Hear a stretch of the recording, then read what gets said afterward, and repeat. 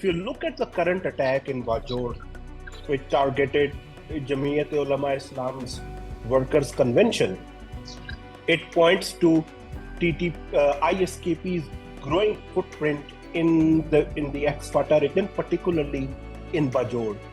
Now, Bajaur shares border with Kunar and Nuristan, where ISKP was based, but since the Taliban have been doing a crackdown against the group, so the fighters of ISKP have been gradually relocating to these areas, particularly Bajaur, Khyber Agency, these areas, and they have been lying low.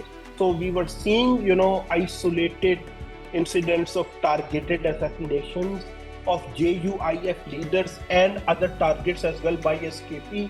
But because these were isolated, low-intensity incidents, so no one paid an attention to ISKP's footprint. But yesterday's attack is a rude awakening call because it points to increasing operational capabilities of the group.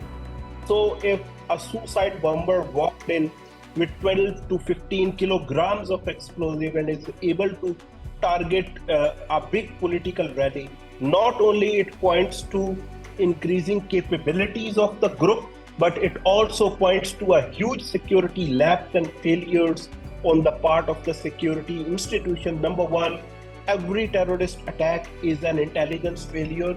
So the question is why the threat alert was not issued. If it was not issued, then it means that there are gaps in our counter-terrorism intelligence. Number two, why the security protocols which are required and obligatory in a high risk security zone, why those protocols were not implemented, such as walk-through gates, why they were not installed, why particular places were not identified which were relatively secure for political gatherings and other such events. And at the end of the day, the question remains that if this is what our security preparation is, then how we are going to go into elections, because if political rallies are not safe, it will mean a low voter turnout and a dull election campaigns by the political parties. So it has come at a time when the Chinese, vice premier is here. It has come at a time when the government is about to go and election season is about to begin. So there is a lot to unpack here, but it's a human tragedy. So my heart goes out to the families of the victims, and there is an urgent need to immediately relook into what our security protocols are and where are the gaps. Those gaps should be plugged forthwith. So I think the vacuum is an overall vacuum, because remember, these groups do not operate in silos. They operate in close vicinity to each other, at times at the very low level, at the fighter level. The things are so fluid that side switching, that is one fighter jumping from one group to another, or fighters or militant, having multiple memberships of group is commonplace. So it's not that you have to have separate expertise to keep an eye on a particular group. They operate in a close vicinity. So any intelligence gap on ISKP means that our intelligence gaps, even on TTP, are equally damning.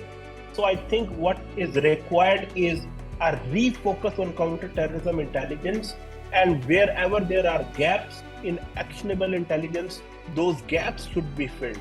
Because as I said, every terrorist attack is a security and intelligence failure. Each terrorist attack has 7 distinct stages, starting from recruitment, training, plotting the attack, identifying the targets, preparing for the targets, explosive others, then logistics, and then execution. And in all 7 stages, a terrorist attacks can be averted. So how is it that from recruitment to the execution of the attacks, there was no threat alert, no one was aware of, and no one saw it coming? This is baffling actually. And particularly given the fact that KP is our front line in this new phase of our war on terror. If this is how we are doing in KP, then I'm afraid that our gaps towards mainland will be even bigger. So I think it's a cause of worry, and it requires immediate, attention and reallocation of resources, as well as focus on where it is required, which is on counter-terrorism. Ahead of election season, this is a bad start. TTP and Taliban are two sides of the same coin. They are ideological brethren. They have lived together, they have fought together. TTP pledges its oath of allegiance to the Taliban chief leader, supreme leader, Habatullah Akhundzada. TTP celebrated Taliban's victory as its own. It issued a huge statement, calling it as their victory. They have fought against the Americans together. TTP, so there are deep-seated ideological, political, ethnic, geographic linkages, and it is unimaginable to separate them. ISKP and TTP have this equation of coexistence. Ideologically, they differ, but TTP doesn't open a front against ISKP for its own reason. Taliban, on the other hand, have ruthlessly gone after ISKP.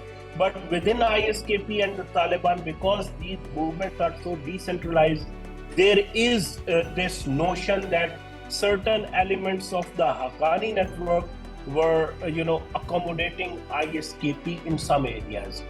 But one doesn't get a credible evidence of this assertion.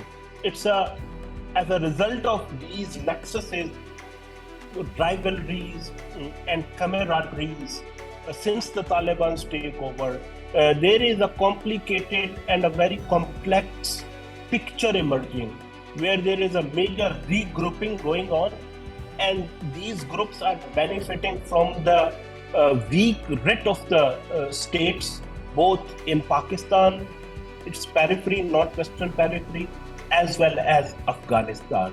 So what is required is a new security paradigm which takes into account the new nuances of how mergers, alliances, as well as rivalries are evolving. And once we understand the threat picture in a more nuanced manner, then we will know what kind of kinetic and non-kinetic actions we can take against these groups. As of now, I think we are operating in the old security paradigm, where we are caught in the binary of peace talks and kinetic operation. These are the two options available to us. Both have their serious limitation in the current context. So we have to be more imaginative, and for that we need to have a better understanding of how the current threat landscape looks like. So in other words, we need to remap the threat landscape, and once we understand how the new landscape looks like, its complexities, rivalries, mergers and alliances of the groups, and what do they represent, then we will be in a better position to know what kind of actions we can take or cannot take against these groups.